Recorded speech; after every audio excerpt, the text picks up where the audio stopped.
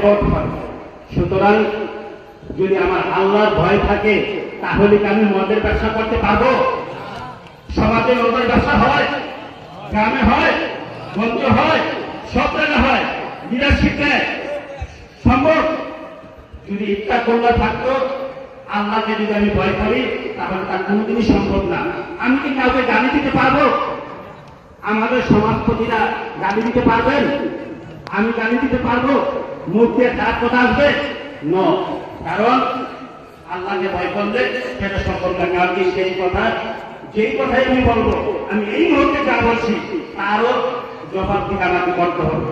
সুতরাং আমরা এই সত্যটা বোঝার চেষ্টা করব। কারণ আমি যদি ইচ্ছা করলা বুঝি, এবং এইটা বোঝার জন্য আমাকে পড়াশোনা করতে হবে, শুনতে হবে, জানতে হবে। কারণ আমি মানার আগে জানতে হবে কোরআনের